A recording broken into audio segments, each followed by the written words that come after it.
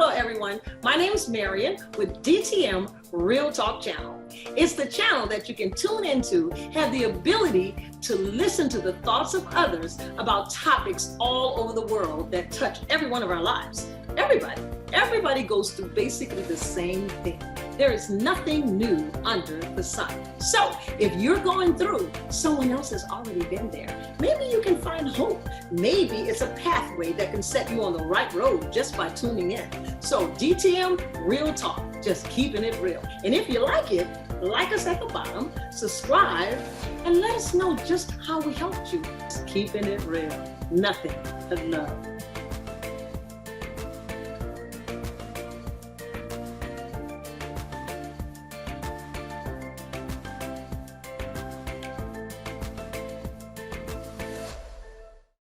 Good evening. Good evening. This is DTM Real Talk, and we're just keeping it real this evening. And this is the last, you guys, of multiple streams of income, because I have folks waiting that want to share their story. But I have a very special guest this evening, and his name is Melvin. Melvin, what's your last name? Jones. Melvin Jones. How about that? See, I didn't know this man. I didn't know this man until now. So I'm with y'all.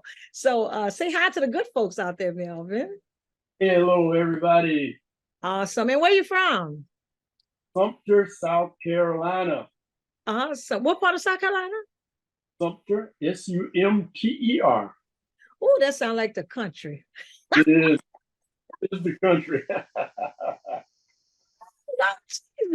Okay, Sumter.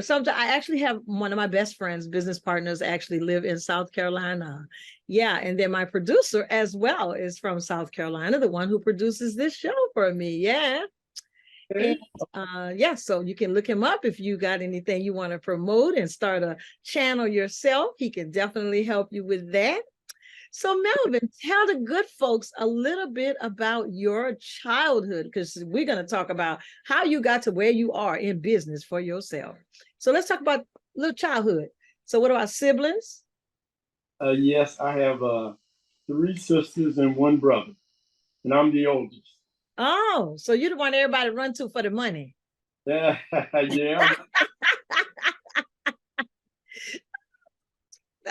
Okay, and is are your parents living? My mom is. My dad passed away in 2004. My mother just Sorry. 89th birthday. Her 89th birthday? 89. Yay, yay, yay. Thanks to God. Yeah, yeah. Amen. Yeah. So, okay. So coming up, were you taught the same thing we were taught? Go to school, get a good education, and after that, you retire. You get you a job, and then you retire. Were you taught the same thing? I was taught the exact same thing. Go to school, get a good education, keep your mouth shut. Yeah. Keep your ears open and take notes. And then you can get a good job and work 40 years and retire with a watch. Yeah, we were taught that. Well, my parents didn't say about the watch, but they said retire. You know, it's like, okay. Yeah. Right. So what kind of jobs in your life did you have? I mean, let's talk about that. Oh, my goodness. I don't know. When I first started, I think I was probably about 12, 13 years old. My cousin and I, of course, we were in South Carolina, so you have a lot of trailer parks. And so we were like the trash guys. We would pick up the trash and take it to the dump and everything on this big trash truck. That was one of the very first jobs that I had. Oh, wow. Yeah. Yes. And then then I graduated to raking the yards for people. We would go back on the weekends and we would rake the yards and charge them our own prices. Of course, it was $1, $2, $3, because that was a while back. Yeah, Mel, you're telling your age. Just keep right on talking. You're right. Okay, so you started out with raking yards and cleaning yards and charging folks. So that was like a little self-employment, even at a very young age, right? Yeah, a little bit there. I didn't know I had it in me at that time. I was just happy to get out of the house.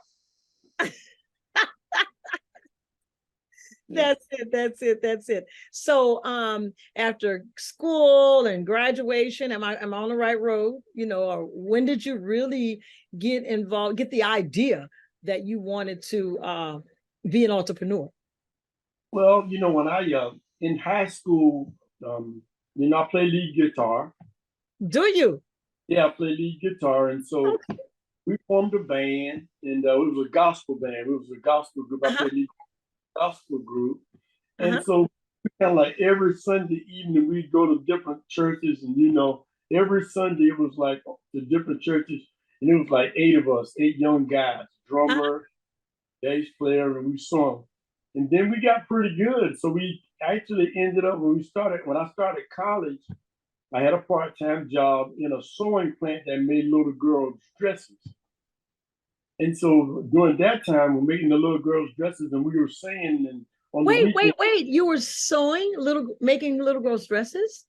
yeah, the plant that I worked at made little girls. Oh, okay, okay, And so I had a machine that spread the cloth. okay. Yeah, I sure did. And I was going to college at the time, but I was staying at home. I was going to college because I went to the University of South Carolina at Sumter. And then I worked part-time at that plant. And then on the weekend, we turned into superstars because we were musicians. And, Yeah. we actually ended up cutting an album. Oh, really? What's the name of the album? The name of our group was The Gospel Lyrics.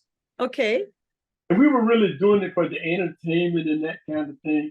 Uh-huh. And then, yeah, we're just doing it for entertainment. But I'll come to another part in a minute. But yes, Okay. All right. So you guys did really well. So you're working a job and entertaining on the weekend, turn into superstars. Mighty Clouds of Joy. Yeah, right. I remember them, Look, let me be quiet. I'm not telling my age. I'm just gonna let you keep on talking. But yeah. Okay, so and after that, what happened? My little brother had an accident. He was 11 years old, and wow. he was going to the hospital for just a small procedure and be out the next day, but he had cardiac arrest on the table. And, he stayed in the hospital for 6 months. And at that time, my mom and dad were really searching for, they were believing God for his healing. So Right. they really went into this search for the Lord. And my mom got saved. Then she got saved, then I got saved. We all got, so then everybody on the group got saved. And then we turned the group from a quartet group into a contemporary group. Okay. And we met Commission. We opened for Commission. I don't know if you're familiar with. I'm familiar with Commission. So we opened for them when they first came out. We opened for them way back then. And, but I was working in a plant then and finished up my college degree and everything. So I moved to the plant that I was working in. The owner decided to open his own plant. Okay. So he started the company in, I know you've never heard of Lamar, South Carolina. No, I have not. From Sumter to Lamar, from one part of the country to the other. Go ahead. We went to that was the cotton field. Okay. But anyway, the owner there, he started that company with 12 employees. And he hired me as the cutting room manager because when I graduated from college, I didn't find a job. So I had to go back to the old plant. But when I went back to the old plant, he was in the process of starting that new plant. Okay. To help him, me and my first cousin hired the both of us to help him get that plant off the ground. So there are 12 operators. And by that time, I had learned how to cut the garments, the patterns, and everything. Okay, so this plant he opened, was it similar to the one you guys had come from? Yes. It was okay, similar. So you were experienced. Okay, go ahead. Yeah, a little bit of experience. And so then lo and behold, we landed a contract with LLB and Polo. So when we landed a contract with Polo, I was the production manager. Now, the guy that opened the plant, he all along was telling us, that we're going to have this own business and we're going to get company cars and all of this. And we grew the plant to 400 employees. Oh, wow. Yes. And so, of course, and I probably should put this on tape, but anyway, we access to. You didn't say the name of it, so it doesn't matter. Go ahead. Okay. So anyway, the plant grew really fast, and I was dealing with some big time guys, and I was giving them their schedules and everything. And I don't know, I think they thought that I was too young to really, talk to them, being 23 years old and they're in their 50s. Wow. So they went to the owner, which was, not the same persuasion as me, if you understand what I'm saying. Uh-huh. Owner was not the same persuasion as me. So they put pressure on him to bring in people that didn't look like me, that had a little bit more experience. Okay. So he brought them in, and I got passed up for a really, really big promotion and everything. They really got passed up. So that really let me see, that, hey, I've really got to do something for myself. And then I ran into a guy that asked me to come to a meeting, and they started talking strange talk about being your own boss, running your own business and everything. And so I started with them on a part-time basis. Okay. And then Marion, the owner of the plant got wind that I was doing that part-time. Uh-huh. So he said to me, you're gonna have to give that up. You gotta work, you either gotta make a choice. And I really wasn't able to do anything because I hadn't built anything at that time. So that was in 1987, October. Wow. Racism presented its ugly head once again, subtly, huh? Yeah. Absolutely, absolutely. So I was not able to quit.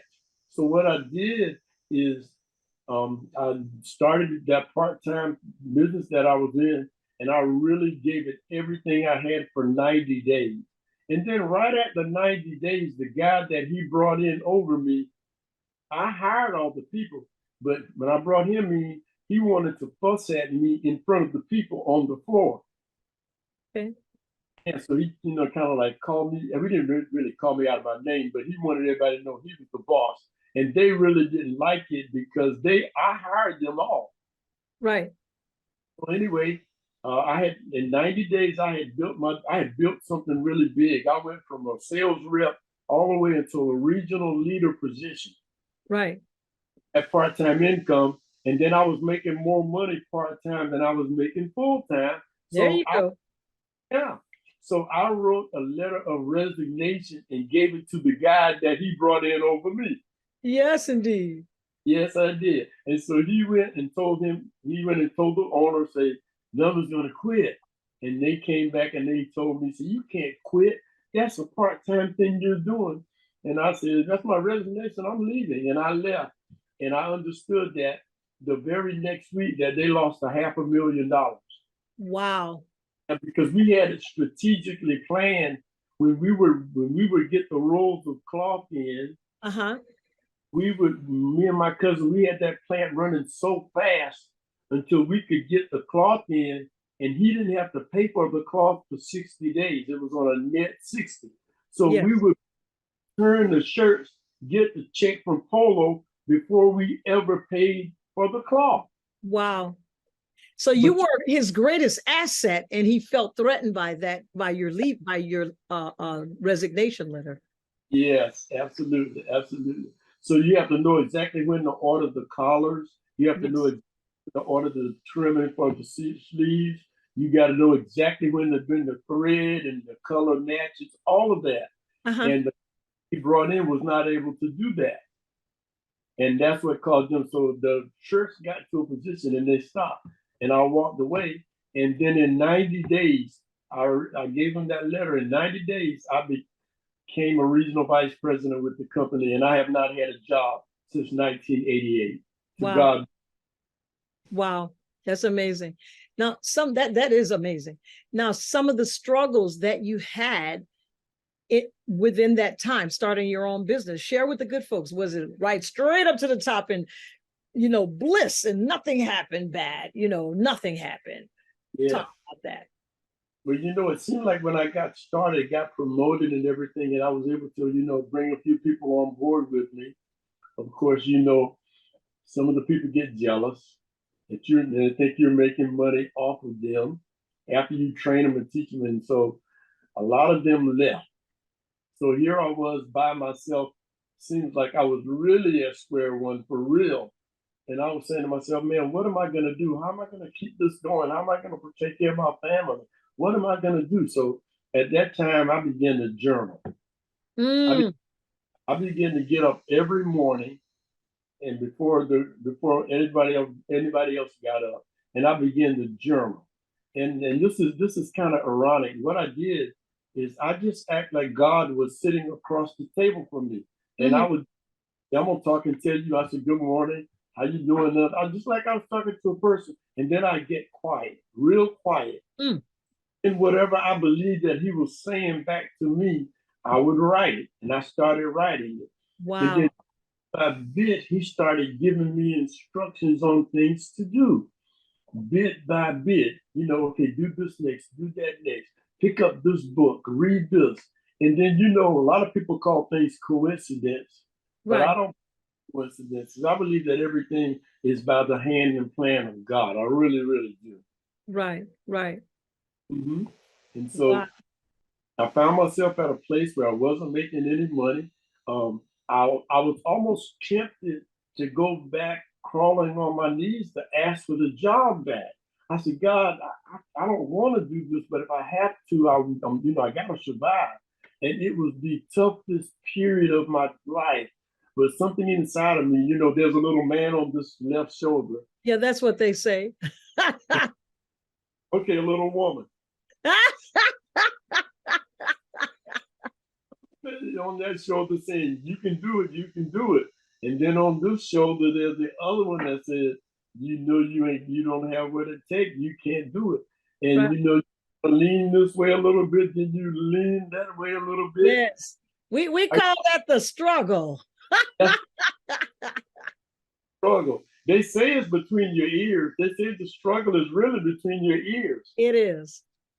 Yeah. And so I just, over to the left, and he just kept talking to me and kept saying, you can't do this, you can't do this. And then the more I journaled, the more I wrote, seemed like the more I started to believe that I was going to be okay. Mm. Started Mm. to believe I would be Wow. okay. Wow. That's amazing. And a lot of people, Melvin, a lot of people think that entrepreneurs, they see the finished product. And when they see Yeah. the finished product, or what they think is the finished product, Right. because it's never finished. When That's they right. you at a point where to them it looks like you're very successful, you may still be in your struggle.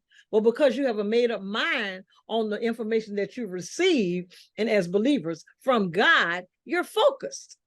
Yes. You're focused even in spite of the struggle. Yeah. And so that's kind of what I hear you saying. Am I right? You're absolutely right. And God gave me two acronyms. Uh-huh. One of them is SCAT. Okay. And I CAT. Okay. And what do they stand for? Stop, counting, and trust. Oh, that's tight. I'm gonna use it, Melvin. Am I gonna steal it from you, or did you get it from somebody else? Well, he gave it to me. Stop, counting, trust. I will steal it from you. Scat. Whenever the enemy comes at you, you just say scat. All Scat. right. How you gonna pay your bill? Stop, counting, and trust. Where you gonna get money from to do this? Scat. Yeah, yeah. You just scat. Yeah. Wow. Wow, that's amazing. That's amazing. So when are any of those people alive today that you were dealing with back then? Yes. So Yeah. when they see you now, what is their response to you now? I always knew you had it in you. Ah! We always knew you were gonna do it. We always knew you had it in you. Yeah. And actually, this past October, the owner of that plant passed away. Oh, wow. Sorry. It was me and my cousin. We were the two that really got that building business really booming for him. Uh-huh. Because he was worth like 15 million when he died. Whoa. So when we went to the funeral, we put on our best threads. Me and my cousin, we put on our best threads. Wow. And so people were looking, all those people that we used to deal with, all those older, they looked at us like they could not believe it. Say, yo, you made it, man, you made it. Melvin, Yeah, and that was, they say revenge is the best, success is the best revenge. Yes, It felt good. yes. It Well, felt good. very good. Well, whatever happened to your brother? Because you started there. Oh, my brother. Oh, Yeah. yeah. So my brother, my brother stayed in hospital 6 months, and they sent him to a convalescence home in Florence, South Carolina. You probably heard of Florence. Yes. So Little they, bit, little bit bigger city. Go ahead. yeah. And my dad was working at Campbell Soup, Oh, okay. and my mom was working at Campbell Soup. Now my mom has a 10th grade education, and my dad has a 6th grade education. That's as far as they went. Yes, yes. Yeah. So they were working at Campbell Soup, and my dad would drive from. My mom worked day shift, and my dad worked night shift. So my dad would come home. My mom would work all day. My dad would drive to Florence, see my brother, come home. We had one car. Right. Dad would come home. I mean, my mom would come home, and then my dad got off work at 11 o'clock at night. Okay. Now I didn't have a driver's license, but Uh-huh. had to drive. I would drive the car with no license to Oh, Campbell you just broke the law back then, but go ahead. Law. So I drive the car to Campbell Soup, pick my dad up, and they made TV dinner, so he bring me fried chicken under his hat. Uh-huh. Uh-huh. And then we would leave and go to the hospital and see my brother. Okay. And so that went for years. And Wow. then my dad went, and my brother had a big bruise on his arm, and he'd cry all the time. And so my dad, when he left, he called my mom and she said, you're gonna have to resign. And he said, I'm gonna bring my son home. Oh, wow. So my brother was 12. My dad brought him home. My mom quit her job. Okay. My dad worked, and my mom became a full-time caregiver. I was 16 years old at the time, Okay. and I wasn't expecting my brother to live. Thank God he just turned Oh, 50. wonderful. 57? I'm sorry, 59. Wow. Yeah, Praise God. Yeah. yeah, he's been through a lot. He sleeps with the ventilator at night.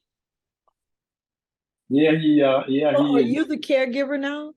Well, I was the caregiver until I had a stroke in January 2021. I had a stroke. I was the caregiver taking care of him. Of course, I hired some other people. I have a whole staff now but my mom didn't want me to leave until, we got them all trained. So everybody's trained to take care of him because he's totally bedridden today.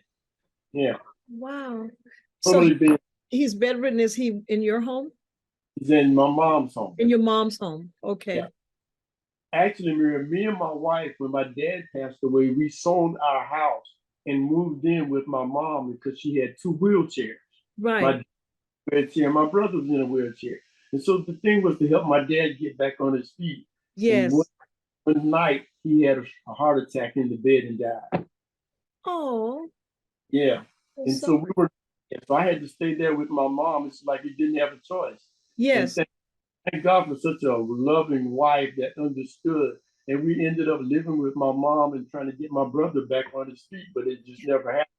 But Yeah. we got enough people to help. We were Right. able to pay them out of pocket. We still do that today. Wow. Care of it. So then my wife, I thought she had done enough. So then we got our own home now.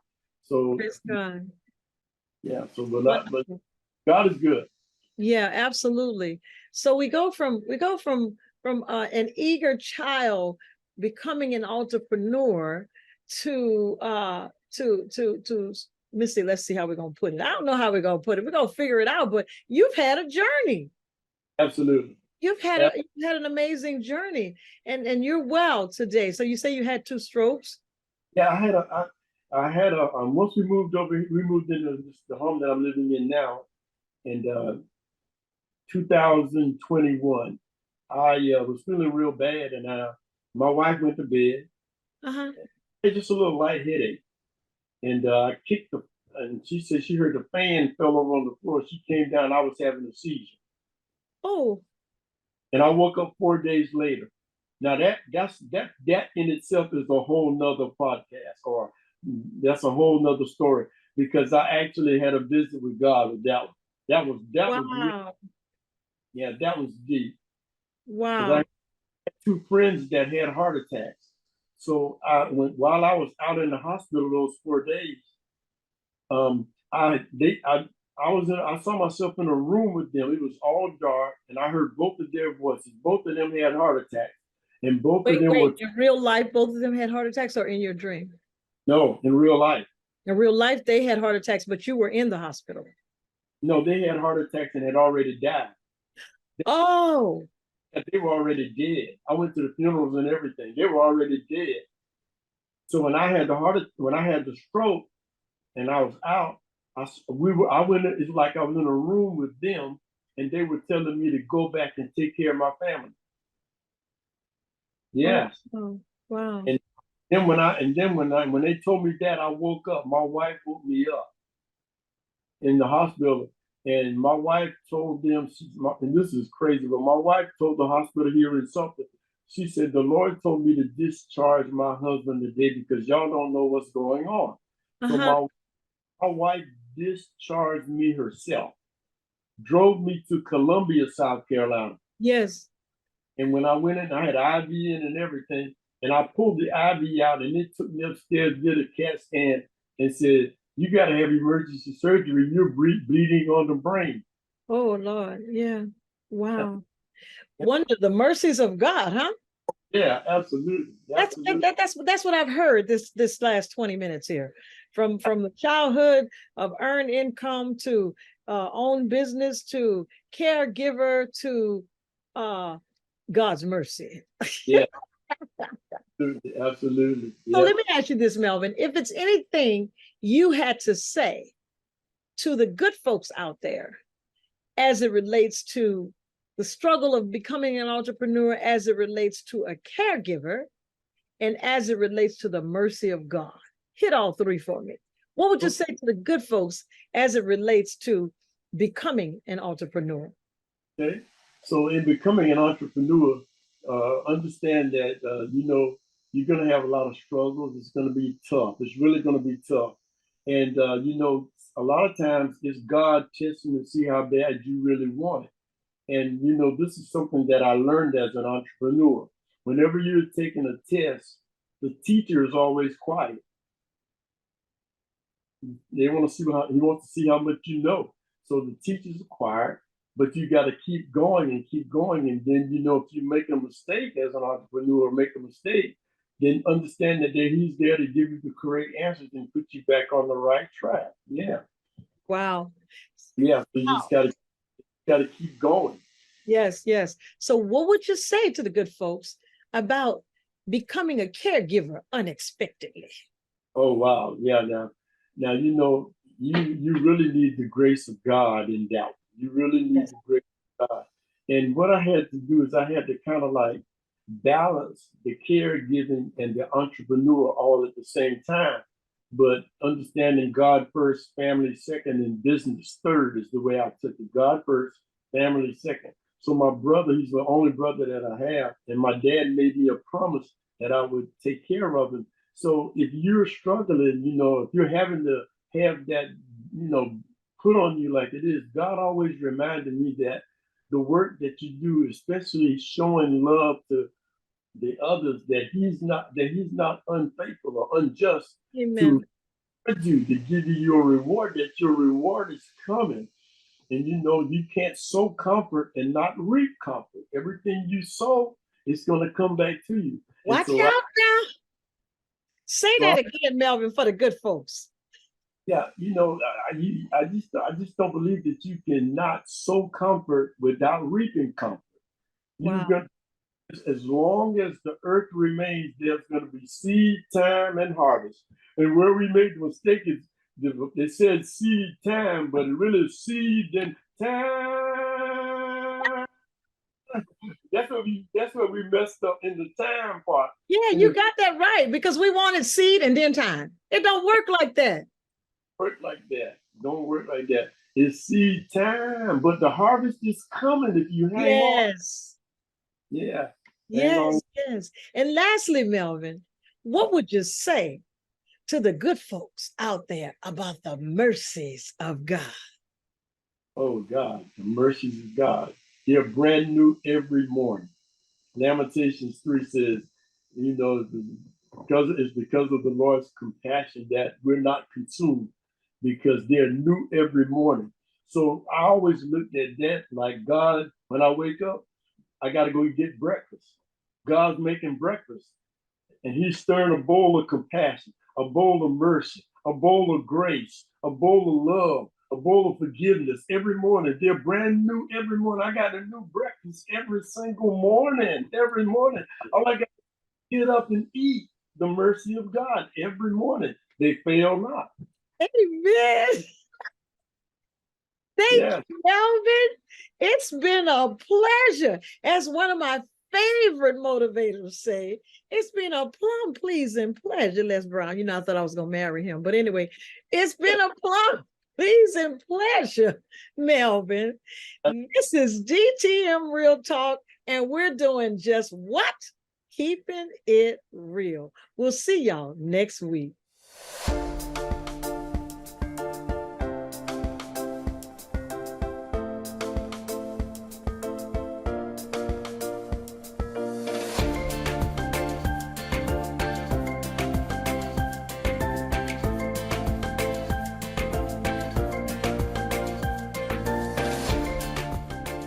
Thanks for watching DTM Real Talk. Be sure to join us for more conversation. And oh yeah, don't forget to hit that like button, share, and subscribe while you're there.